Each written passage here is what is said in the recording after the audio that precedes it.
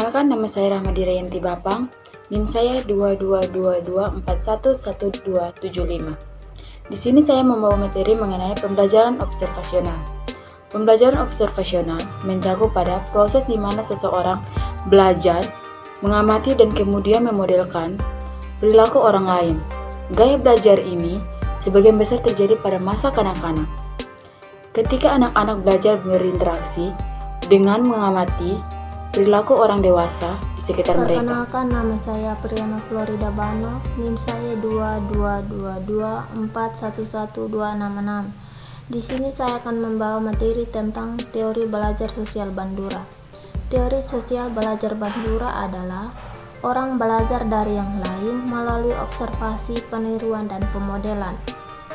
Teori belajar sosial Bandura ini dikembangkan oleh Albert Bandura, seorang psikolog kelahiran Madure, Kanada, 4 Desember 1925. Teori belajar sosial Bandura menjelaskan perilaku manusia dalam hal interaksi timbal balik yang berkesinambungan antara kognitif, perilaku, dan pengaruh lingkungan. Sekian dan terima kasih. Baik, perkenalkan, nama saya Angela Merlin Cepria, NIM 2222411263. Di sini saya akan menjelaskan tentang teori belajar sosial Bandura.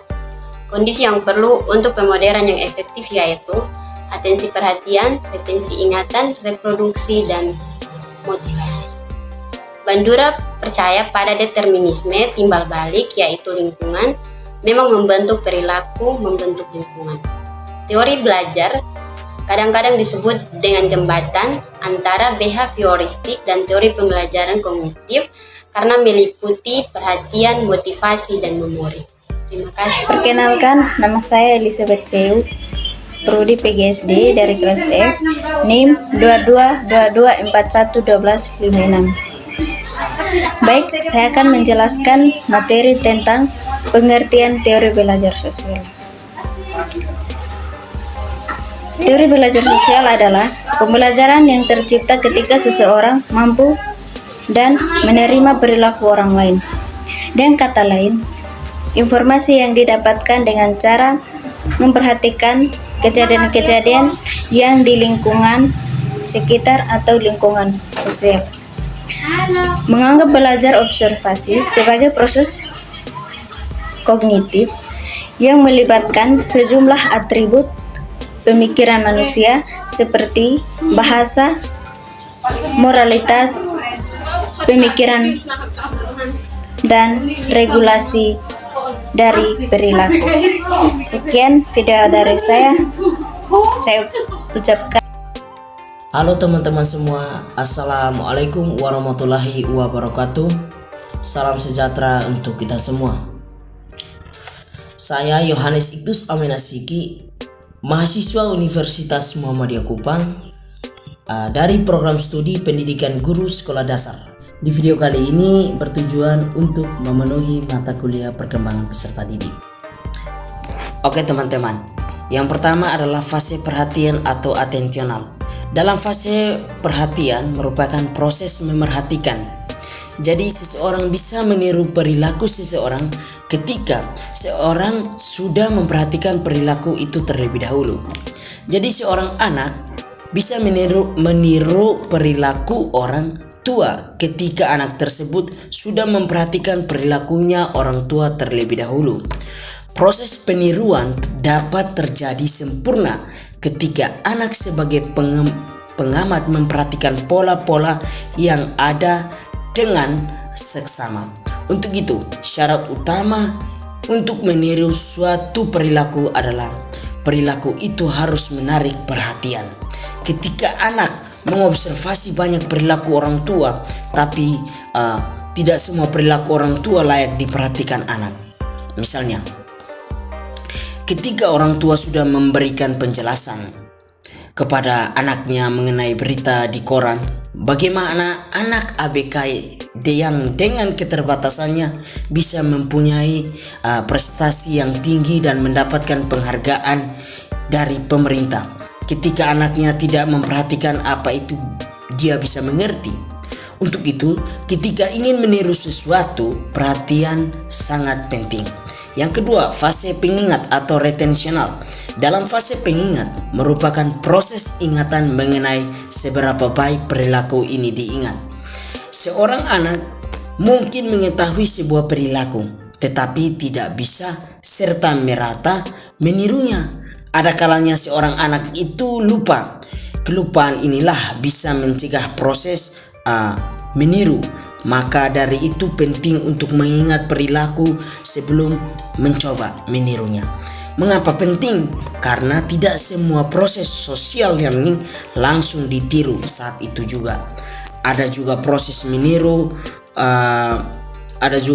meniru yang tertunda dan baru akan menjadi beberapa saat setelahnya.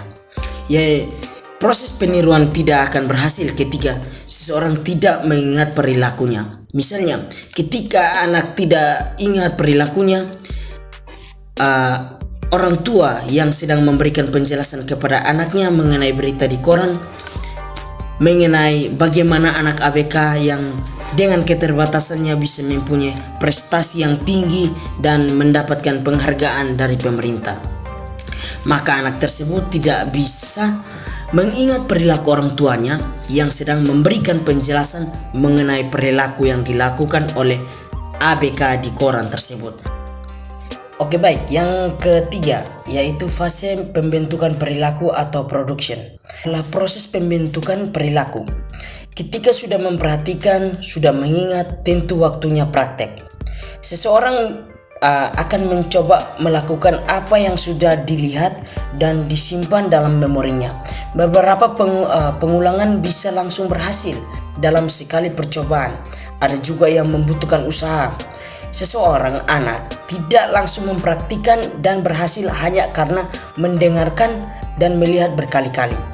Nah, seorang anak ABK yang berprestasi tinggi perlu adanya pengulangan meniru bagaimana proses anak ABK tersebut bisa mempunyai prestasi yang tinggi dengan keterbatasan yang ia punya. Hal ini agar hasilnya sesuai dengan yang ada di ingatanmu. Termasuk dalam proses pengulangan, yaitu pertimbangan seseorang sebelum seseorang itu meniru perilakunya. Ketika seseorang memiliki keterbatasan fisik yang sama, namun kemampuan kognitif seseorang itu berbeda, sehingga ketika tidak bisa meniru perilakunya, di sini proses pengulangan sudah terjadi. Ketika seseorang berpikir ini menunjukkan seseorang tersebut melakukan proses pengulangan, tetapi ini hanya sebatas pikiran.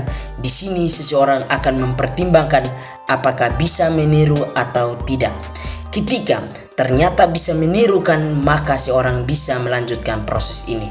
Namun ketika tidak bisa menirukan, maka seorang tidak bisa melanjutkan proses ini. Yang keempat yaitu fase motivasi atau motivation. Dalam fase motivasi merupakan proses pendorongan untuk mencapai tujuan. Ketika seseorang sudah memperhatikan perilaku, seseorang akan mengingat langkah-langkahnya. Nah, sebuah perilaku tidak bisa ditiru apabila seorang tidak ingin melakukannya. Dalam hal ini, perilaku adanya motivasi. Seseorang cenderung akan melakukan peniruan ketika ada sesuatu yang mendorong atau memotivasinya.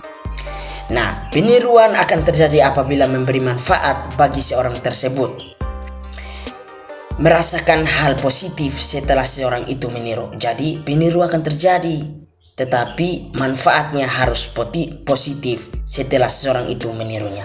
Sekian dan terima kasih.